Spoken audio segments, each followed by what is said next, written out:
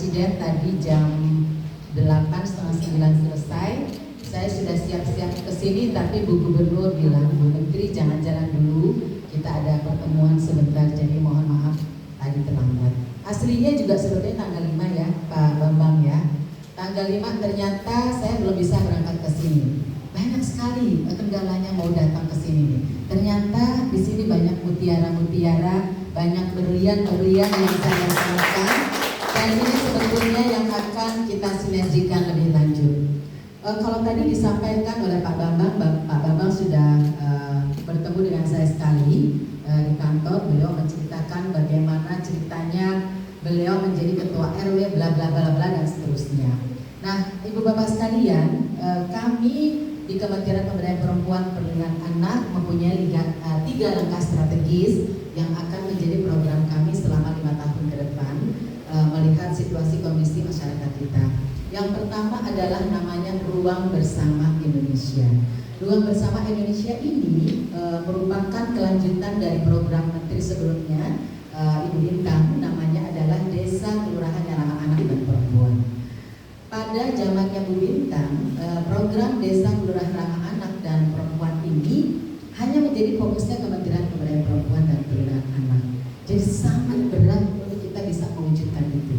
Karena untuk mewujudkan desa yang ramah anak perempuan ini harus kolaborasi dengan berbagai pihak, dengan berbagai stakeholder. Mbak ukur ya waktunya. Kita jam berapa sih sekarang? Jam 2. Ya, terima kasih.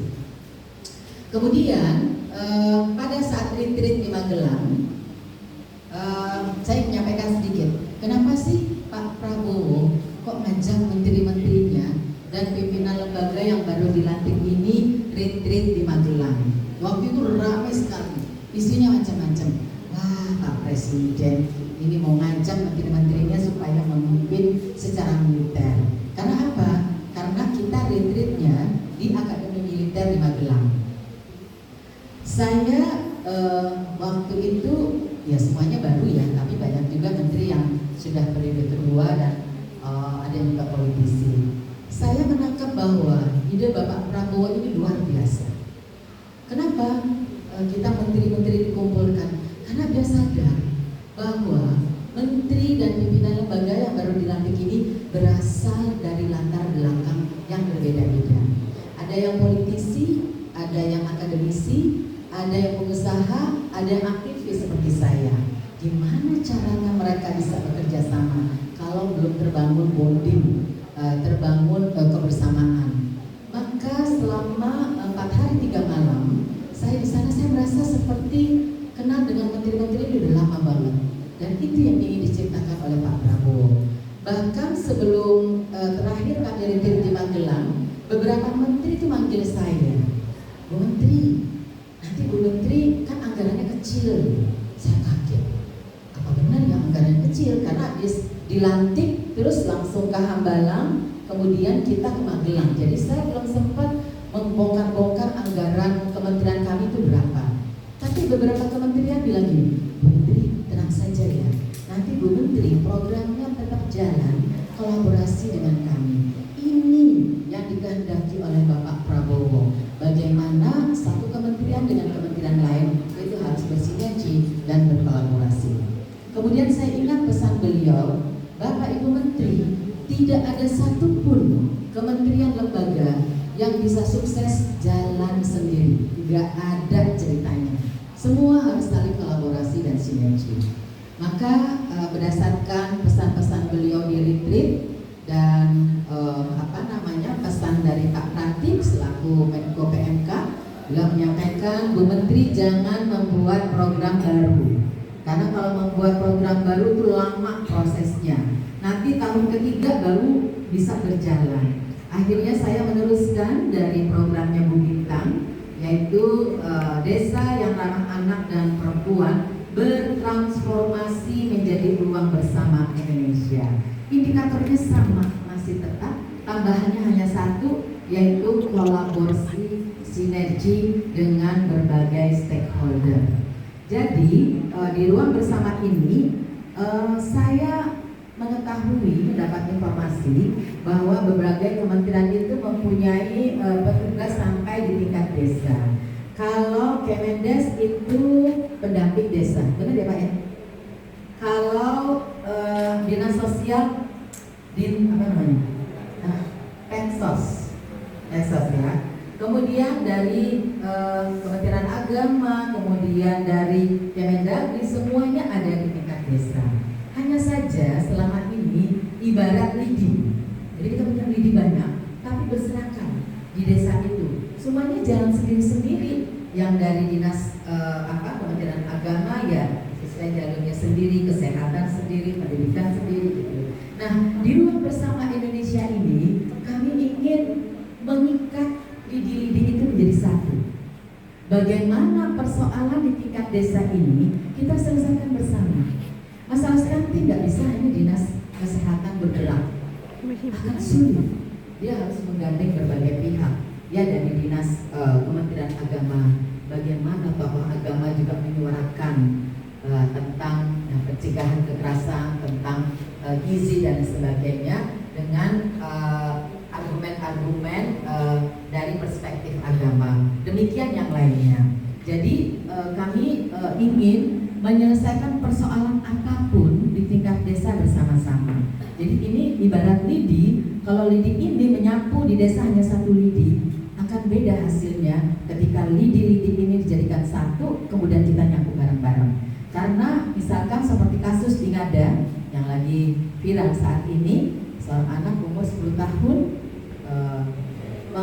mengakhiri hidupnya dengan cara yang tidak baik, bukan karena dia hanya minta 10.000 ke ibunya untuk beli buku dan bolpen, tetapi ini adalah akumulasi dari persoalan-persoalan si anak yang dia tidak bisa bercerita kepada siapapun dan tidak ada orang yang mau tentang apa yang sedang dia rasakan.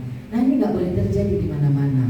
Oleh karena itu, Ruang Bersama Indonesia, kemudian kampung tematik, saya yakin ini punya potensi dan peran yang sangat strategis bagaimana kita menguatkan masyarakat, khususnya gerakan perempuan di tingkat desa. Ruang Bersama Indonesia ini tidak berangkat dari DRPPA saja, bahwa Ruang Bersama Indonesia yang transformasi dari desa kelurahan yang ramah anak dan perempuan, tidak. Ini bisa berangkat dari komunitas yang sudah ada. Misalkan ada berapa Pak Bambang desa tematik? Banyak. Jadi ada desa Pancasila, ada desa macam-macam.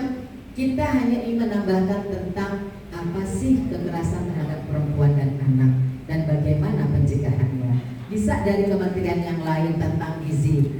Jadi satu desa ini terkoordinasi, si ibu-ibu masyarakatnya mendapatkan informasi pencerahan secara berkelanjutan. Jadi bukan karena ada kasus baru dikasih tahu, jadi telat. Tetapi bagaimana pencegahan ini kita bisa lakukan bersama-sama.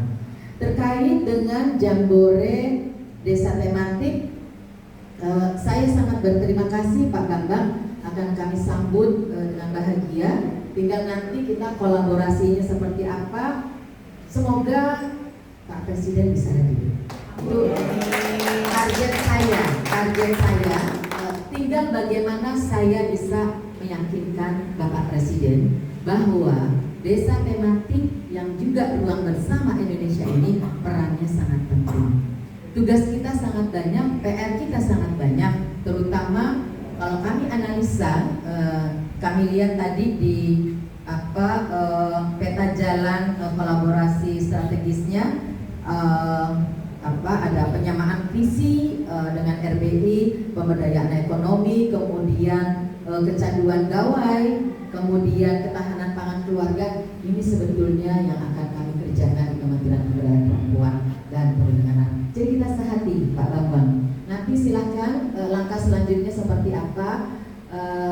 Kalau pelaksanaan Mei, waktu kita sangat dekat sekali, nggak terasa waktu 3 bulan untuk persiapan. Maka kapan kita bisa berkoordinasi lebih lanjut, kemudian pembagian kerja kita seperti apa, kita akan meminta mitra dengan siapa, ini nanti akan kita bagi tugas bersama-sama. Terus nanti teman-teman dari seluruh Indonesia yang datang seperti apa, lebih cepat lebih baik. supaya kita bisa segera mempersiapkan langkah-langkah yang bisa kita lakukan bersama. Jadi sekali lagi saya terima kasih kepada ibu bapak sekalian. Saya baru pertama kali datang ke Desa Gelintung. Jadi saya terinspirasi di tempat saya, mudah-mudahan bisa mencontoh apa yang dilakukan di Kampung Gelintung. Udaranya panas tapi seger gitu ya. Nggak tahu kenapa. Ternyata hampir sepanjang jalan pohon-pohonannya tertata dengan rapi. Ini sebetulnya yang paling berat adalah bagaimana melakukan penyadaran kepada masyarakat. Ini PR berat, tapi saya yakin Pak Bambang sudah punya ilmunya. Karena menggerakkan masyarakat itu nggak mudah. Itu harus ada ilmunya. Bagaimana orang bisa tertarik dan sadar untuk melakukan itu. Kadang orang tahu, oh iya bagus ya, tetapi memulainya nggak mau. Nah ini mungkin yang kita perlu belajar banyak. Intinya kami siap berkolaborasi. Kapan panitia datang, kita bisa cocokkan waktu, pembagian tugas, mitranya dari bank mana nanti yang kita ajak Pak Bambang. Mudah-mudahan ini bisa terrealisasi dengan baik karena problem kita sama Pak. Kami melakukan analisa internal di kementerian kami. Kenapa kekerasan terhadap perempuan dan anak semakin tinggi? Analisa kami ada 5. Yang pertama adalah faktor ekonomi. Yang kedua adalah pola asuh dalam keluarga.